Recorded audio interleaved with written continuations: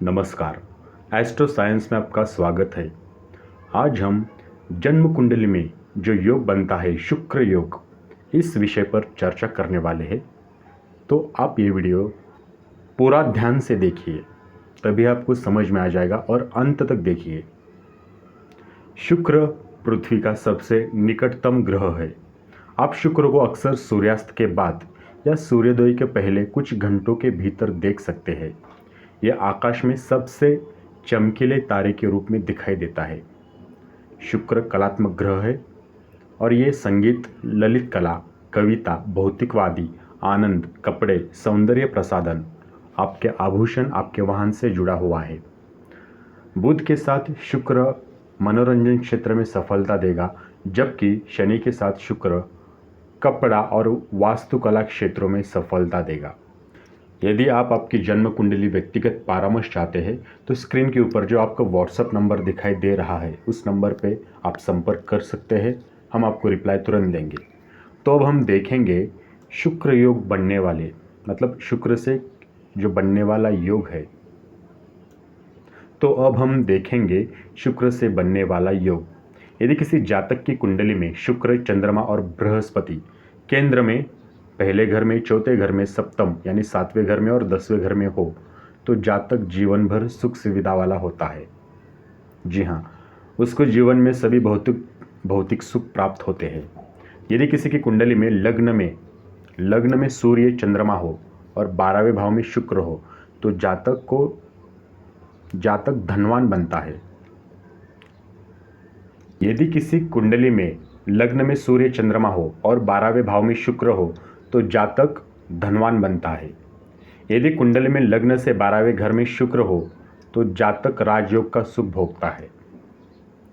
जातक की कुंडली में शुक्र मीन, वृषभ और तुला राशि में पहले, चौथे, 7वें और 10वें घर में स्थित हो तो जीवन में खुशहाल बना रहता है, उनका जीवन खुशी से भरा रहता है।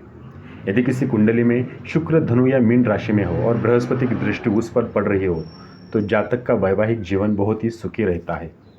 यदि किसी कुंडली में, जातक की कुंडली में शुक्र मिथुन अथवा कन्या राशि में हो और उस पर चंद्रमा की दृष्टि पड़ रही हो तो जातक जीवन भर राजा की तरह आनंद भोगता है। यदि चौथे भाव से, चतुर्थ भाव से चंद्रमा, बुध और शुक्र का संबंध हो, चौथे भाव से चंद्रमा, बुध या शुक्र का संबंध हो और इन तीनों ग्रहों का लग्न से भी संबंध हो तो कुंडली में महाराजा योग बनता है। जातक के पास अपार धन संपदा होती है।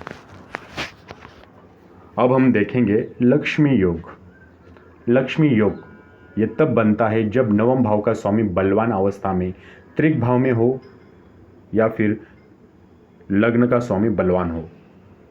समझ में आया? नवम भाव का स्वामी बलवान अवस्था में त्रिक भाव में होना चाहिए और जब लग्न का स्वामी बलवान हो तभी ये लक्ष्मी योग बनता है। और जब शुक्र और नवम भाव का स्वामी बलवान अवस्था में केंद्र या त्रिक भाव में मौजूद हो तब भी ये लक्ष्मी योग बनता है। नवम भाव का स्वामी दोनों प्रकार के योगों में से महत्वपूर्ण भूमिका निभाता है। लक्ष्मी योग व्यक्ति को साहसी, कुशल बनाता है।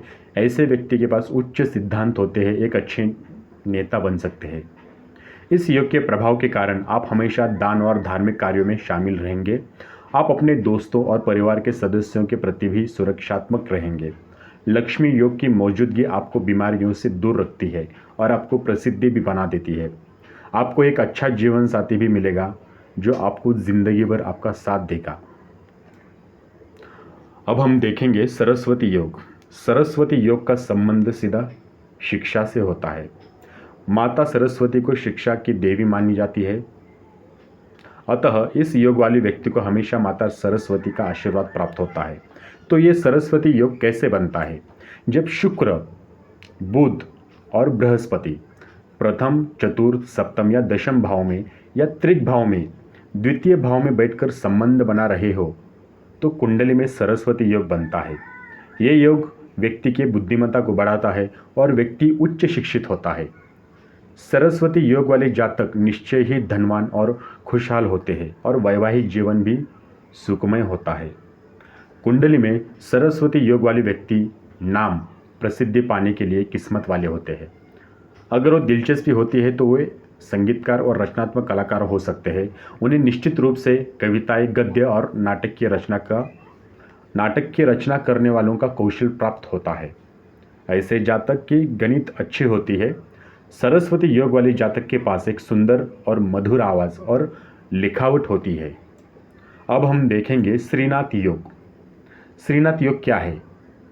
तो यदि किसी जातक की कुंडली में सप्तम भाव का स्वामी दशम भाव में मौजूद हो और दशम भाव का स्वामी नवम भाव में मौजूद हो तो श्रीनाथ योग निर्माण होता है। श्रीनाथ योग कुंडली में बनता है तो जातक को धन, सुख, समृद्धि, नाम, प्रसिद्धि, मान, सम्मान, यश, लंबी आयु और अन्य लाभकारी चीज़ों के साथ आशीर्वाद प्राप्त होता है।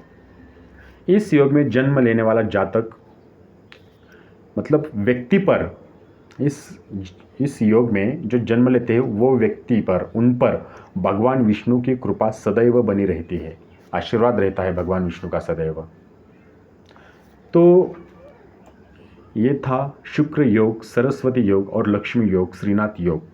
इनके बारे में मैंने आपको जानकारी दे दी है। यदि आप अपनी कुंडली व्यक्तिगत परामर्श चाहते हैं तो आपके स्क्रीन के सामने जो व्हाट्सएप नंबर दिखाई दे रहा है उस नंबर पर संपर्क कीजिए।